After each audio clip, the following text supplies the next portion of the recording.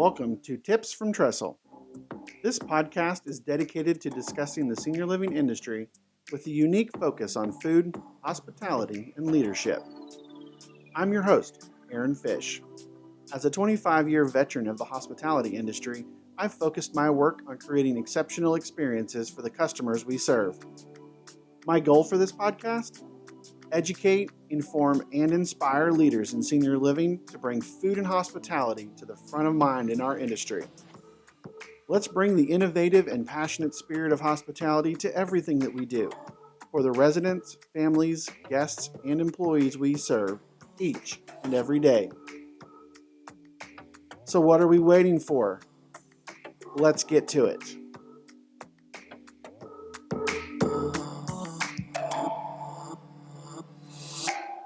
Today on Tips from Trestle, I have Katie Griffith. She's the founder and principal at Bright Solutions, a technology consulting firm working exclusively in the senior living industry. Katie has been working in the senior living industry for 20 years and founded Bright Solutions 7 years ago when she saw a need for communities to have an unbiased third party help them identify the right technology solutions for their organization and create an adoption strategy that produces better results. So Katie, welcome to Tips from Trestle, and I'd love for you to tell us more about your background and how you got started with Bright Solutions. Absolutely. Thanks, Aaron, for having me. I'm excited about our conversation today. Absolutely. I started my career with a point of sale company doing implementations and customer service for many years before moving into sales.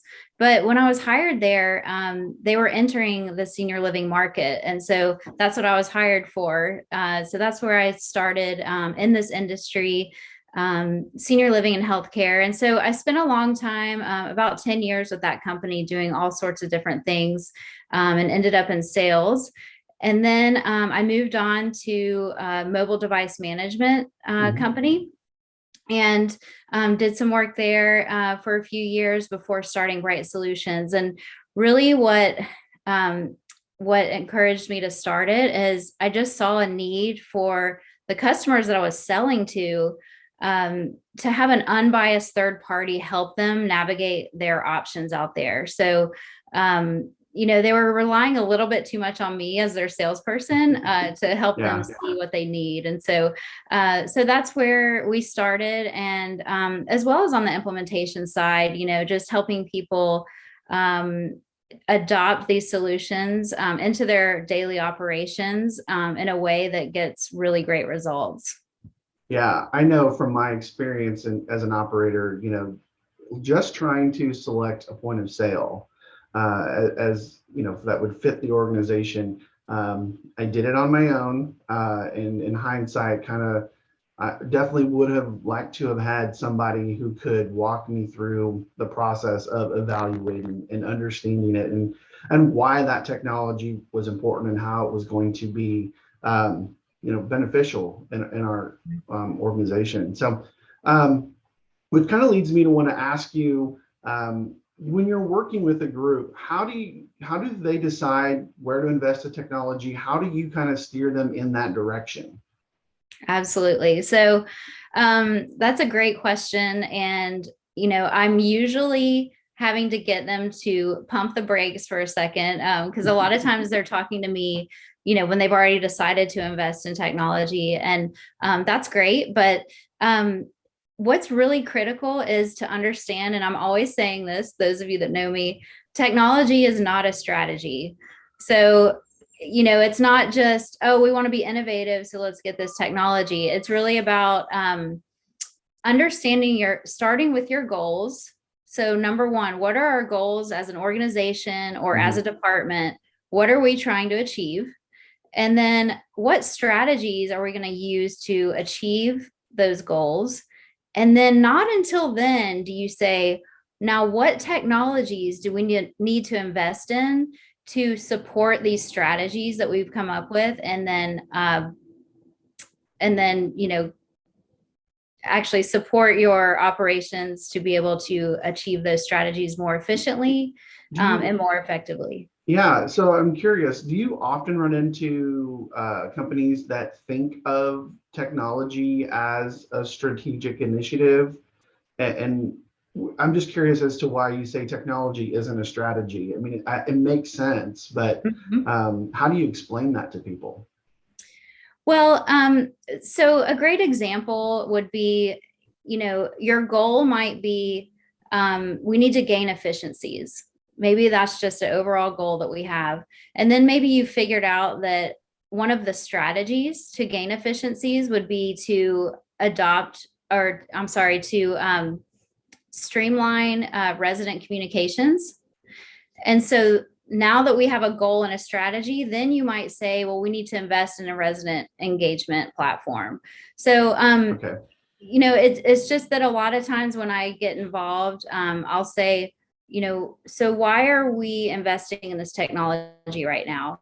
And a lot of times there's not a real clear answer that aligns with strategic goals, or initiatives of the organization. And so I really want people to think about that, because when you start to evaluate vendors and how we're going to adopt the technology, you need to have your eye on the prize of, why are we doing this in the first place, and how are we going to adopt this in a way that's going to get us there? Because it's real easy. I mean, I love technology, so it's real easy to get distracted by all the bells and whistles and go, oh yeah, let's do, mobile ordering. And but keep your, and also once it's up and running and working, like at the department level, the folks that are going to be using it every day, they know why they're excited about it. It's going to make their life easier. It's going to automate some things. But going back up to the CFO at the end of the day and just saying, yes, it's working. We configured it. It's up and running. It's not broken. That's awesome. And that's not easy to do. Right. But that's the CFO, C-suite wants to know, what impact have we had on the organization by investing this large amount of time and money? Yeah. Yeah, it's interesting because it sounds like you run into a lot of people who maybe almost are looking at technology for technology's sake, and they don't necessarily pull themselves back up and figure out how to really get it in there. So I'm curious as to your process on selecting a vendor, right? Because I know when I've looked at technology, a lot of times when I don't have somebody with your skill set helping me, I'm just like, okay, well, who provides this, and how do I get to them? And like, let's start looking at things. So obviously, you have a different process than that. So I'd love to kind of get your take on what people should do and how they could use somebody like you to get the right solution. Yep, absolutely. I mean, you've met all your, the vendors at different trade shows and exhibit halls.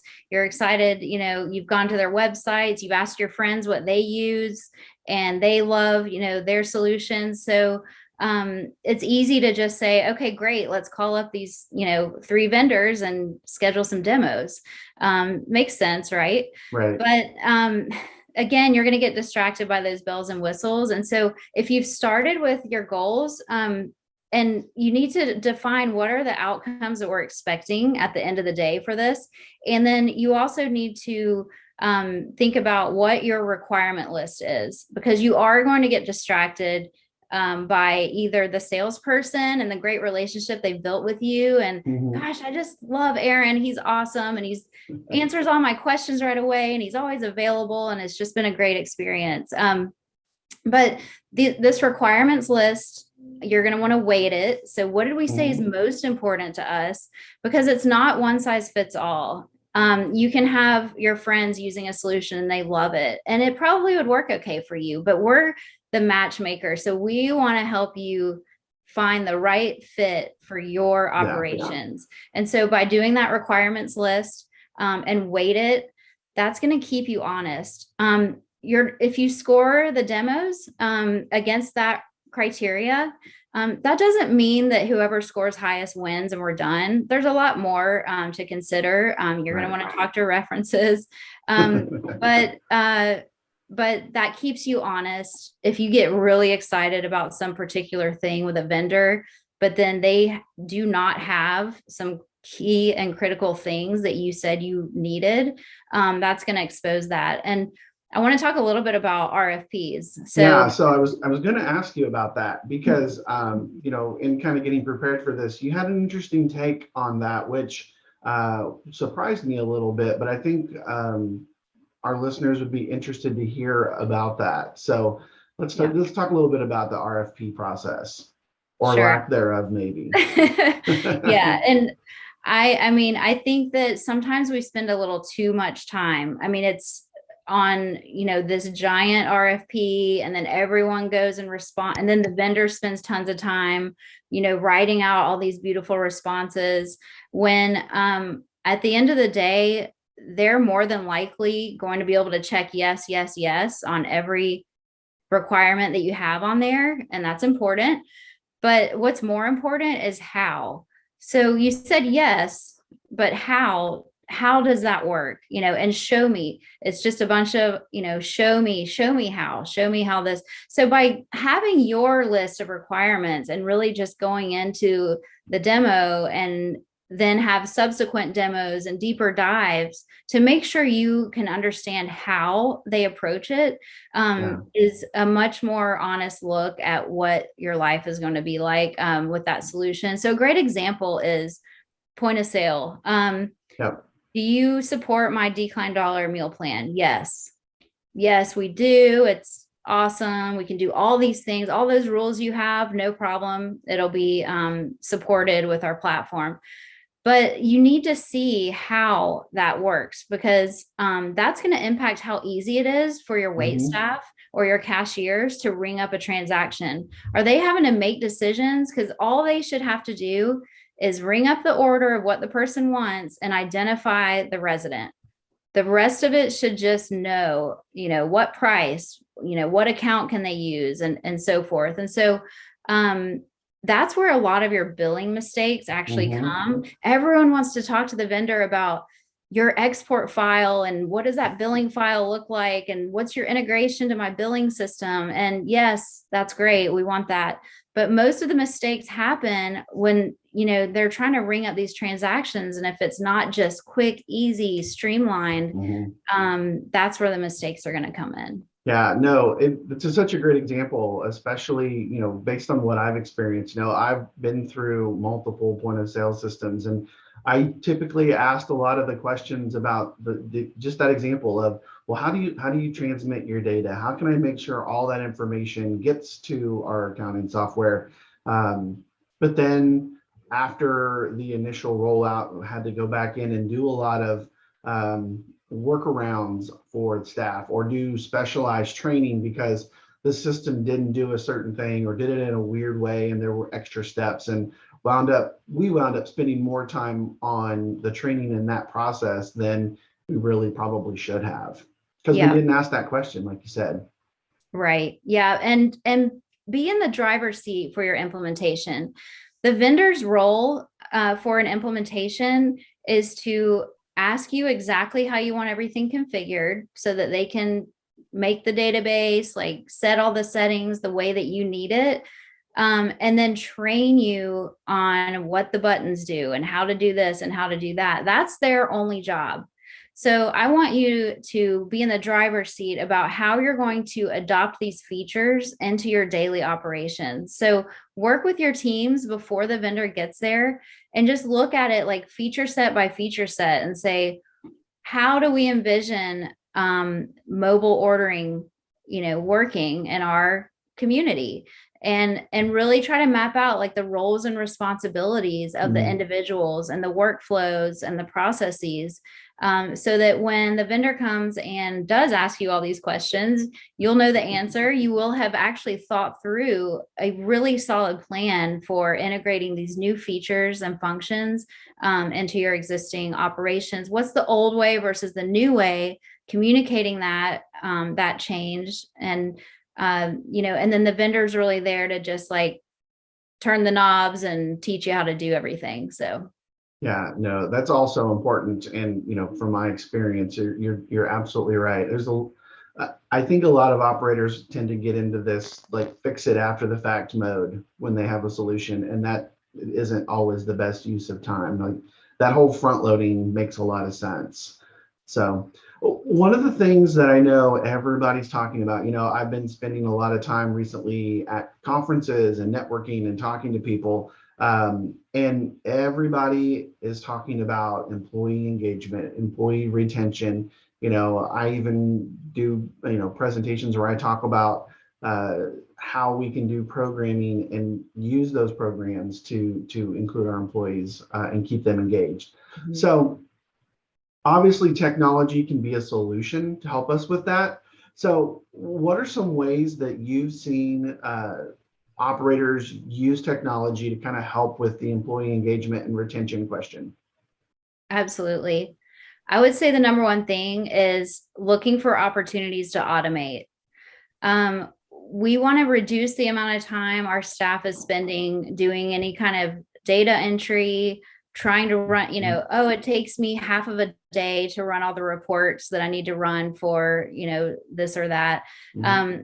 If we can automate mundane tasks that can be automated, we need to do that. And it shows our employees that we value them, we value their time, and that we value the reasons that we hired them, the specific unique qualities that individual has. We want them to be able to use those and spend lots of time with the residents and lots of time doing the creative, beautiful things that they're good at. And so being able to automate those tasks just shows them that you care. Not to mention, a lot of places they're used to having, these technologies that they use. And so it's good for them too, to kind of have that in their background of like having experience with these different technologies.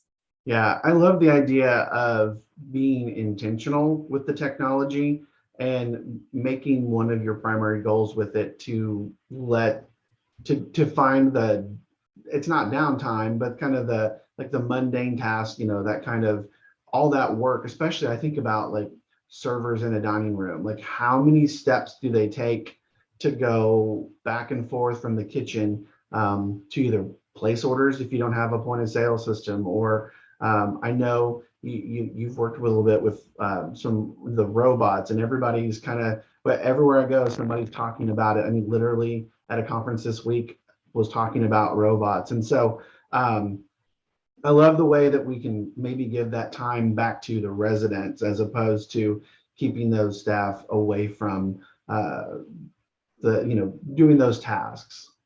That's right. And like with the robotic servers, that's a great example because the wait staff sees that you recognize, hey, you're running back and forth. Like that's not something that you really have to do. We can get this robotic server so that you can stay out, the wait staff at least can stay out in the dining room and hang out with the residents, take orders, clear plates and so forth. And the robotic server can just go back, get the order, bring it out. The staff person meets the robot at the table and then serves the resident. And you know what? The residents love it too, because how much do our residents just love and cherish our wait staff? I mean, Absolutely. They have their back, so when they see that this person is not having to run back and forth, they love it too. And they're like, this is great that you're getting this support that you need. Do you find, I've heard some people ask this question, and so I'm curious your perspective on it. When you talk about a more resident-facing technology like the robotic server, what have you found or what have you seen with residents as far as like their acceptance of it? I've kind of gotten a mixed picture where it's kind of just depends on that resident's view of technology as a whole. But what have you seen and what have you experienced when rolling out a technology like that where residents are engaged with it? Absolutely. Well, first of all, communication is key. So start early. Start thinking about why the residents should be excited about this technology. So you can, help them come to those conclusions just through great communication from the get-go. which also involves great communication with your staff. So getting them excited about it too, because if you're telling the residents to be excited about it, but then the staff people are rolling their eyes, the residents are going to pick up on that pretty quickly. Yeah. The robotic servers, residents love them. And talking about engagement, staff engagement and resident engagement, it is like such a way for them to both engage with each other, just talking about the robot. And I mean, these robots, some of them have kind of a personality, it feels like. And so it's really cool because the residents are excited to see the robot when they come down. They just expect to see it. If it's not there, they're like, where, and Where to you have to go? name your robot. So, where's Aaron the robot? You've got to give it a Wow. name. And they talk about it, and then they talk about it with each other. And so it gives something for the staff and the residents to really engage about, and just in their conversations. And then just, we're trying to get our residents to come back to the dining room when it's safe. Right. Obviously, it needs to be safe. And it's a little difficult because they're like, well, just keep serving me in my room. Like, this is kind of nice, I've kind of gotten used to like the Netflix Yeah, dinner and, definitely. whatever. So it's a little bit of a challenge. I'd love to hear from you on, on that. But the robot, they're coming to see the robot. So it's Yeah. just another I, way to get them excited about coming back. no, definitely. And I think I think about, everybody on the news is hearing about, oh, we can't find staff, we can't find people, we can't get them to come work. Everybody talks about the great resignation.